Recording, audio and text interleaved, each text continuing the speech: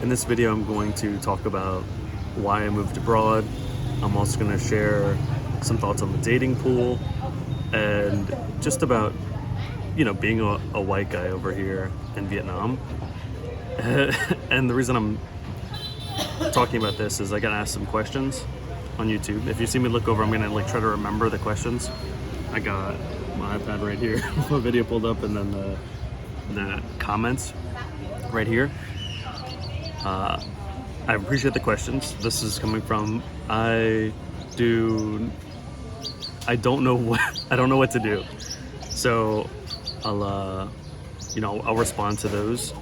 And if you have any other questions, please ask it. Anyone who's watching these videos, I think it's fine to ask it. I'm living abroad. I have reasons why I did it, so I'm fine sharing those. So the first question is, did you leave the US? Did you want to leave because of the dating pool? And also, let me say sorry if there's background sound. I'm at a cafe right now. I left because I just didn't feel like the US was for me. And it's not like I knew that. I'm now 33 years old. It's not that I knew that the United States was not for me. And I left about 3 years ago, around 30 years old. It's just that I didn't feel great anywhere. I felt pretty good in some places, and I lived in some different states. I even lived in Denver, Colorado for about 5 years. And I'm from New Orleans, Louisiana. But some places just didn't feel right. And when COVID hit, I was living back in the States. I'm sorry, I was living back in New Orleans. And it just wasn't right. It just didn't feel right. And sometimes when I tell people dude, that place is so unsafe. And I'm like, yeah, when you're from there, you don't really feel it. But after living in Denver for 5 years and moving back, I did feel it a little bit. I felt like this is less safe of a place. I don't feel comfortable all the time, which as a human, you should. You should feel safe and comfortable. I believe that. And so I just didn't feel great. And I wanted to feel great. I feel like in life you should feel great. You should find the places you feel best and stay there. And so I was like, okay, I need to be somewhere else, but where is that? And I didn't know the answer to that. I hired a coach because I have a business, and he helped me in a lot of ways. He helped me grow my business. He helped me think about where I wanted to be. And he's like, if you don't know where you want to be, shouldn't you go try to find it? That was some great words of advice. So he helped me earn more money, right? Money is a mindset. You just have to learn ways to make more. So he helped me figure it out with my business, which is essentially, it was like spending more time on sales. So grew my business, and then I started traveling around the States, which is quite expensive. And I spent about 3 months traveling around the United States. And I'm gonna shorten the story, but eventually it was like, why am I here? These places are fine, but nowhere is I need to live here. This is the best place ever. So why don't I just go travel the world? Again, this is my coach helping me, and some of my clients were telling me go to Costa Rica, go travel somewhere. You'll save more money. And so the first place I went to was Costa Rica. And man, I was saving a ton of money. I was eating really nice meals, eating out every meal, fresh mango smoothies and sandwiches made for me, great stuff. And it was $8, right, for all of that. And I was like, whoa. And it was a clicking moment in my head. And, in my life, I'm still answering your question. Sorry, it's a long answer, but in my life, I was trying to search for freedom as much as possible. I want time freedom, so I can do whatever I want, whenever I want. I want location freedom. I want to be wherever I want, whenever I want. And money, financial freedom, which is not having to worry about finances. Those are my 3 pieces of freedom that I was searching for a long time. And I realized that you get more of it in less expensive countries, right? In America, you have to work a heck of a lot to earn so that you can live. And then if let's just say it's $50,000 a year you're earning in the States. Well, depending on where you live, it might not go that far. But if you make that same amount, 50,000 USD, and you're in Costa Rica, well, that money goes a lot further. And just let's take that another step and say you're making 50,000 USD and you're in Vietnam. You are rich, you're making a lot of money and you have a lot more freedom. Okay, so that's just the financial. freedom piece. And so what about the time freedom? Well, if you're making 50,000 and working 40 hours a week, you still don't have more time, no matter if you're in America, Costa Rica, or Vietnam. In fact, if you're doing Vietnam, you might be giving up your nights. So it's like, well, how do I get more time freedom? And so just figuring out every single one of those pieces, if you're curious, I can do another video on it. But I left the United States because I wanted more freedom, and I wanted to find a place that felt great for me. So it wasn't directly about the dating pool, although, yeah, of course the dating pool is better. I remember when I was living in the United States, and I'd just hang out with friends, and some girls would be like, oh my God, a European guy, or like a French guy. Like, they get so excited because some guy was European. So they're excited about someone exotic or someone different. And I remember at that time feeling like darn, just because he's from somewhere else, he gets that. I didn't feel angry towards him or mad or anything. In fact, I had a lot of European friends or foreign friends because I like someone with a different mindset. So if that's one of the things that a girl likes about a foreign guy, no big deal. And in fact, I'm just going to try to be as honest as I possibly can about your answers.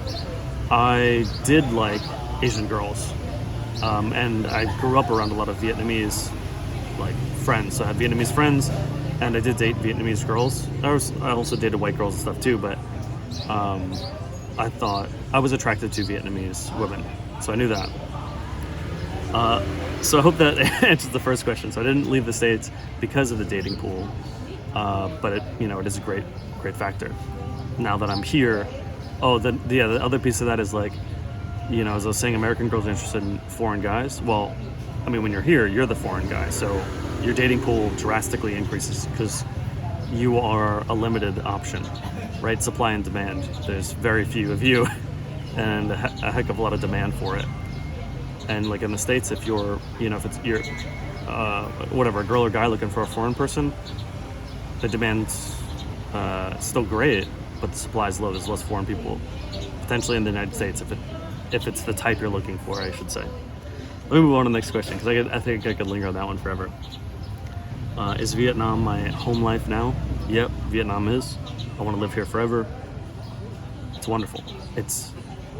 And those things that I search for specifically to build my life, I have designed my life. Tim Ferriss talks about lifestyle design. I did that very much. And so now I have more time freedom than I've ever had before.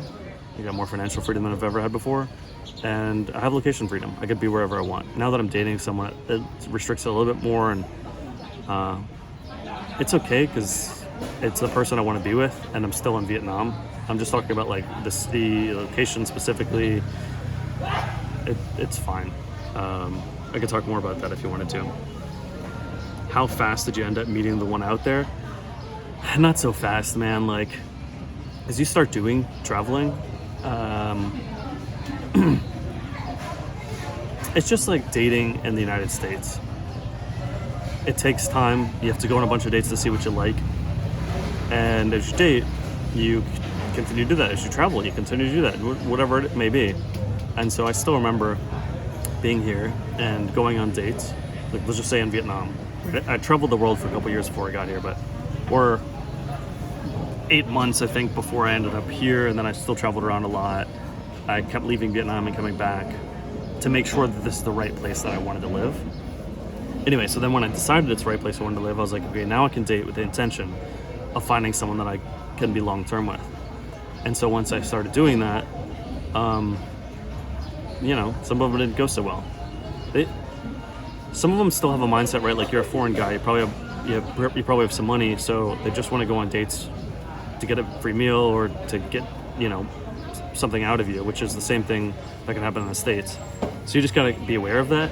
It's kind of difficult at times, but you taking someone out for a really nice dinner here might cost you 20, 30, maybe at max, if you go into a really nice place, $40, right? In the States, I mean, you're probably going out minimum $60 to $80, maybe $100, right? So you can do a lot more of those dates here if you wanted, but also they don't drain your pocket as much as in the States. And one of my things is I don't really like going to nice restaurants. I honestly think it's a waste of time and money.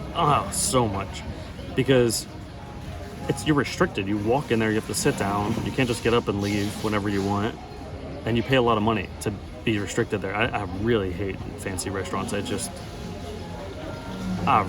can't get into it. If someone else is buying it, like if this is something you enjoy, I'll sit here and enjoy it with you because I know you enjoy it and I care about you. But I won't ever do it on my own. And like, you know, even if someone else is paying for it, I'm still not like the happiest person in the world, but I care about them, so I'm gonna really, you know, enjoy their company. So what I like is really cheap meals where I can just get in and out, do whatever I want. I can sit there if I wanted, whatever, and Vietnam has that. It's very inexpensive. So my girlfriend and I could buy us both meals for sometimes $2 depending on the place, but usually it's $4 or less. And it's cozy here. I mean, it's like a mom and pop place who she doesn't care about eating at nice restaurants. I never cook, so we eat at every meal. So I just go wherever I want, sit down, eat, chill, hang out, get up and leave. Then her and I can go to a coffee shop afterwards. So I'm at one now. It's like $1 for a cup of coffee, and I can just hang out as long as I want. It's a lot of freedom. So let's see. That was how fast did I meet a girl there, and I you know, spent a while on that, but yeah. So I was going on dates, spending a decent amount of money, but not as much as I would in the States, and I was finding girls that weren't clicking. They just seemed like they weren't being truthful with me.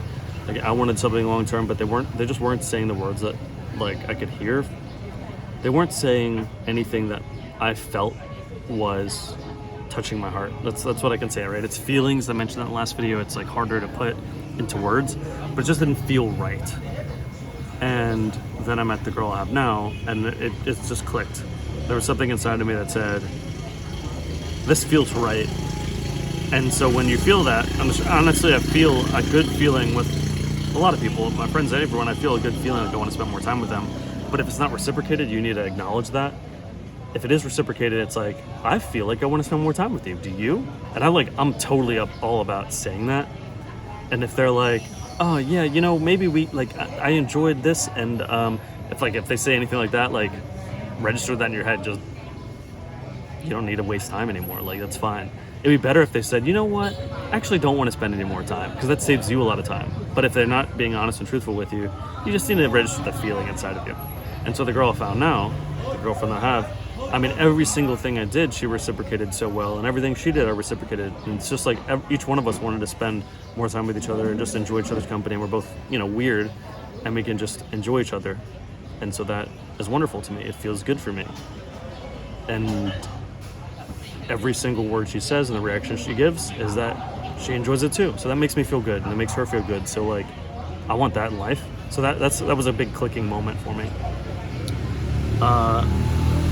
Still, I haven't answered your question directly about time frame. I don't really know. Maybe because I traveled in and out of Vietnam so many different times, I'm not really sure. But let's just say since leaving the States, it took me like a year and a half or something like that.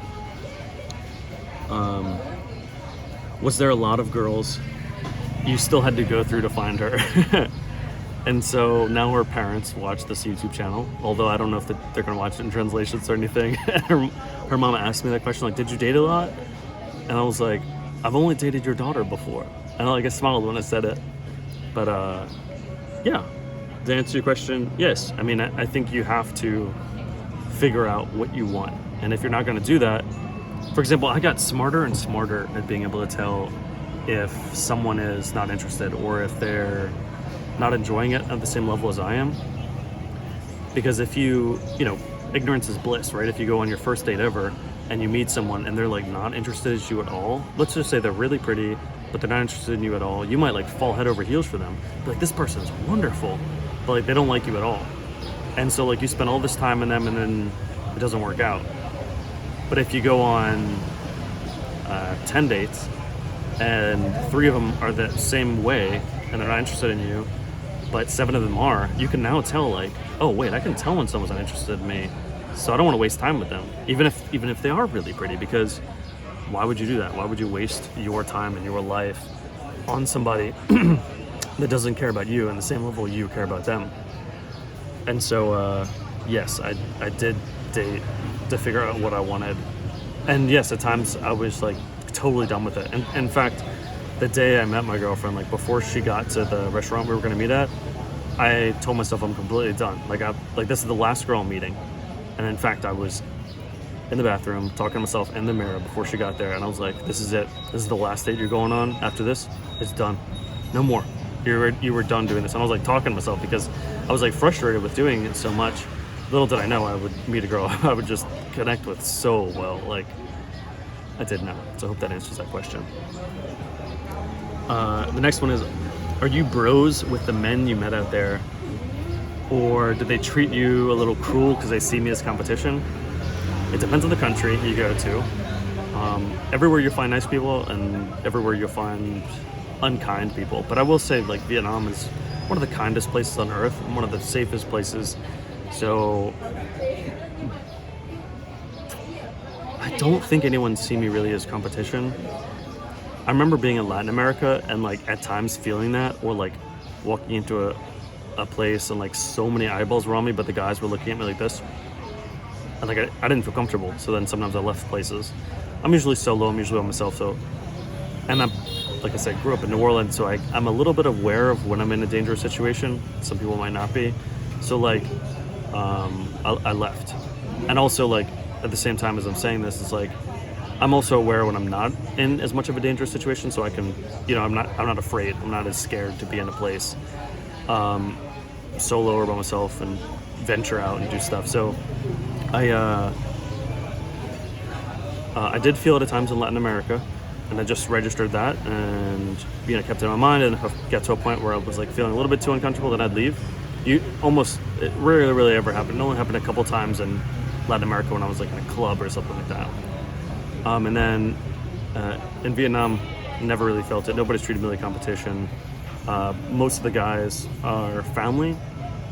To build on that, specifically, I'm just talking about Vietnam. That's my experience because I live here. I have experience of other countries because I was there too.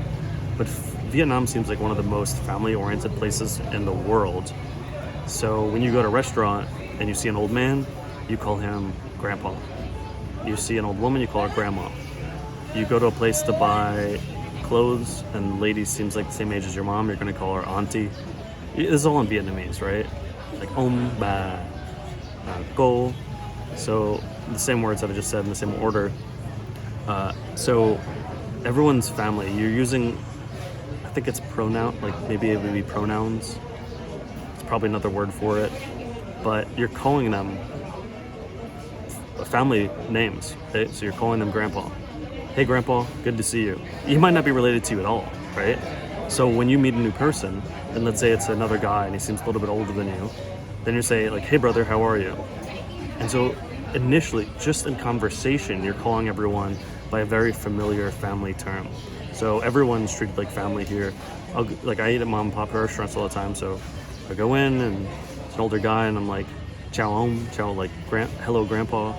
And maybe he serves me some food and pats me on the back or whatever. Like, it's very family. So no, I don't feel it here. I don't feel any competition here. I just feel like I'm family, and it feels absolutely wonderful. I love it. And then the last thing you said, you're curious on the like inner voice, or like how I heard that inner voice of my heart, because you're trying to hear it and you're not really hearing a voice. You mentioning just like ambition or drive. So again, this whole video, I'm really answering this question, but I hope it can be helpful for some other people as well. Or you're saying you don't really have a lot of ambition to really push you to do stuff you want, because you don't even know what you want to do. You feel like the inner voice is dead. I gotta move this phone because I'm like holding it with one arm. I don't have anything to like prop my phone up. Not only do I think we all go through that, and we've all been there to some like extreme extent, which it sounds like you're in an extreme extent right now. We've all been there. When I was back in New Orleans and I was sharing you at the beginning of the story, I've had my company for 7 years, but during that time I was broke and I was living on my mom's sofa and I had no drive and I was playing video games like every day. And I stayed there for a year and a half. Like I was at that same level. And in fact, I was like depressed at a couple different times before that, and it was just not, I was not at a good point in my life. Which is also another reason why, I strongly believe like you should never take your own life, because you you could be in a bad situation or like unmotivated and stuff, but it's just where you are now. Like time heals all wounds. And well, I'm not gonna say it might be hard to see past it. It is hard to see past it. In fact, you can't. All you can see is the present, especially the worst things are. All you can see is the present. But life can be so much better. And like, especially, I'm just gonna say on this point, but especially if you got to the point where you think about taking your own life, that's like, should you either stop existing or should you try? What do I mean by that? Like, if there's something you always wanted in life, before it all ended, shouldn't you really go for that thing? Like, shouldn't you do that thing that you really wanted? And like, maybe we have them, maybe we've talked those voices down, because at that point in time, like, I've never thought about taking my own life to like a very strong extent. It's not something I would do. But I thought, life isn't going that well right now. There are other things I want to do. I'm not really sure what they are. In fact, like, I always wanted to go to Japan, but that voice was so gone inside of my head that it just wasn't there. And I was like, this is life. Living on my mom's sofa. Maybe I'll find some American woman at some point, although none of them treat me to what I want to be treated. This is what I kept thinking. And then again, I think a coach is super important, to have somebody to support you, to help you hear those inner voices again. And so, I hope this is helpful. I'm not talking to you directly to figure out those inner voices, because I think someone can bring them out in you. Again, this needs to be someone they don't need to be certified or anything. My friend / coach / mentor, he's not certified. He's just someone I really respected, and he helped me walk through these thoughts. This person won't tell you what you need to do. They're going to help you figure out what you should be doing. And then again, you have to be ready and willing to try really hard to get this thing, because the majority of people don't have their dreams. They don't have the thing they really want because they're not trying. And so when you don't try for a long enough period of time, or when people have been saying things to you about who you are, or you have failed at some things, then you get to this point where nothing seems to be going the way you want, so you kind of give up. And I don't know if that's where you are. That's where I was. And you just feel like you can't really do anything. You just feel like nothing you do works. You can't really do anything. But I think that you weren't doing the right things. What is the right thing? Well, the right thing is to lead you in the direction that is absolutely best for you. And if you don't know where that is, then you can do so much stuff. You can do everything right in everyone else's book, but you might not do it that well, and you might fail at it because you're not going the direction that's best for you. And so the most important thing, I think, is to find the direction that's best for you. So, one thing I would say now that I'm thinking about it is I just made a video about building a vision board. I think it's fun, and I think it's a great activity, and so I think you should do that activity. I'll link it in the video. I have not put one in the middle of the video, so it'd either be here now or it won't, and I'll put it at the end of the video that you can click on the vision board. But I think you should do that activity. I spent such a long time trying to figure out what I wanted to do before I started going the direction of it. And you'll see, when I was in the States living on my mom's sofa, I was creating this vision board thinking about Japan. And then I went to Japan, I did all the things that were on my vision board. But you have to start getting this in your head, and more, you have to really, really get this vision clear. You don't know what you want to do, the direction you want to head. The inner voice is a little dead. So you need to have the inner voice speak up, and you need to find ways to do it. And I think the vision board is a great way to have that inner voice start speaking up. And there are other ways too. I think journaling is a good way. In fact, I just did a speech recently to a few guys about how to journal and how to get the inner voice. I think I might do a video on here about journaling. I have one that is on here about journaling, but not to the extent of the speech that I just did. But it really can bring out these really deeper inner thoughts. One of the guys, I think, was in his 50s, and he said that he's never reached that level of inner thought before in his life that we were going into while journaling. So that is another good way. I would say start with the vision board stuff to hear the inner voice. Also, guidance from someone that you really respect can help you. So yeah, I hope those are a few starting points. Maybe this brought up some other questions. Feel free to ask. Like, this is fine by me. Like, I enjoyed these questions. I hope they're helpful to you, and I hope, you know, some other people can watch it as well and feel some help from that. And anyone else, if you have questions, ask them. I'm happy to support and happy to help. And if you watch this whole video, thank you. I'll leave the next one up here, and you can click on that to watch a vision board. I'll see you next time. Bye.